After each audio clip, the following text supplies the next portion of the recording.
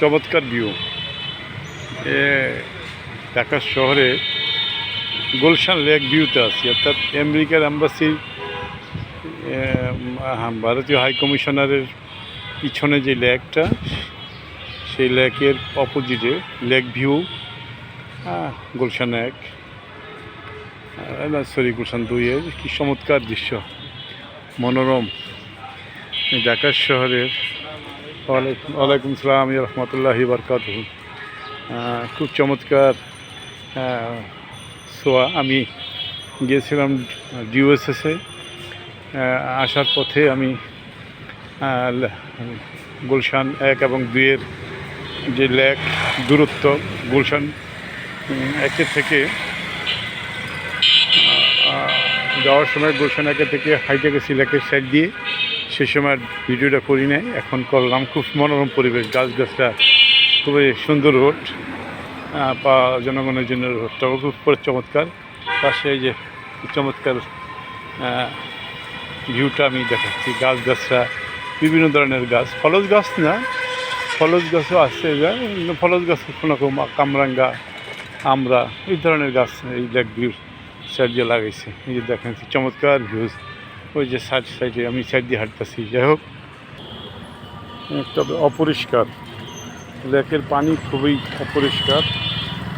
পরিষ্কার পরিচ্ছন্ন থাকলে মশা মাছিবে, যেটা আমাদের দেশে এখন ডেঙ্গু আতঙ্ক চলছে, ডেঙ্গু লোকজন মারা যাচ্ছে এই সিজনে। অনেকে হাসপাতালে ভর্তি, এমনকি নিউজ পেপারগুলোতে এটা গুরুত্ব দিয়ে ছাপা হয়েছে। তো আমার মনে হয় এইটা যদি ঔষধ ছিটানো হয় বা পরিষ্কার পরিচ্ছন্ন করা হয়, তাহলে মনে হয় অনেকটাই এর প্রকোপ থেকে বাঁচা যাবে। এই যে আমি দেখাচ্ছি, ডেঙ্গু এবং মশা উৎপাদনের আতুর ঘর বলা চলে এই যে লেকগুলোর দুই পাশে যে ময়লা জমে উঠছে, কিন্তু এগুলোতে পরিষ্কার পরিচ্ছন্ন করলে মনে হয় অনেকটাই এই মশা এবং ডেঙ্গুর আক্রমণ থেকে নাগরিকদের রক্ষা করা যাবে। আমি লেকের পাড় দিয়ে হাঁটতেছি, দেখেন কি অপরিচ্ছন্ন, ময়লা নিয়ে এখানে এসে জাম করে রেখেছে। তো নর্থ সিটি কর্পোরেশনের বিষয়টা মনে হয় চোখের দৃষ্টিতে তাদের পড়ে নেই। চমৎকার দুই সাইড দিয়ে এরকম অপরিষ্কার অপরিচ্ছন্ন ময়লা ডাস্টবিনের মতো রেখে দিছে। চমৎকার ভিউ দেখেন, চমৎকার এই যে ভিউটা দেখেন, চমৎকার লেকের ভিউ, দুই সাইড দিয়ে করে উঠছে গাছ, চমৎকার ভিউ, চমৎকার। হ্যাঁ, চমৎকার। আপনারা যদি গুলশান 1 থেকে 2-এ আসতে চান, তাই লেকের সাইড দিয়ে আসবেন, আপনার সময় লাগবে মাত্র 20 মিনিট আপনি গুলশান 2-এ যেতে। আবার বাগানে চলে আসলাম, একটু সামনে 10 মিনিট হাঁটার পর গুলশান লেক দিয়ে হাঁটতেছি সাইড দিয়ে। দেখেন কত সুন্দর মনোরম পরিবেশ, মনে হয় যে গ্রাম বাংলার ছোঁয়া। যানজটকে এড়ানোর জন্য আমি রামপুরা, মনোরম পরিবেশ, রামপুরা থেকে আমি বোর্ডে উঠছি, পুলিশ প্লাজায় না, পুলিশ প্লাজা না, গুলশান 1-এ নেমেছি। আমি সাইড দিয়ে এই লেকের ভিউটা করার জন্যে আমি সাইড দিয়ে হাঁটতেছি। চমৎকার কোনো মনোরম পরিবেশ, যানজট নাই। হ্যাঁ, আমার যেখানে বাসে দিতে প্রায় 1 ঘন্টা লাগবে মালিবাগ, কিন্তু এখান থেকে এই রোডে গুলশান 1-এ এসে নামলাম শেখ বোর্ড থেকে এই রাস্তা দিয়ে, চমৎকার রাস্তা দেখেন, সিটি কর্পোরেশন উত্তরের। তবে হ্যাঁ, যেটার জন্য আমি ভিউটা করতেছি যে দেখেন একটা গাছ পড়ে আছে লেকের ভিতরে, সেখানে তো দুই পাড়ের যে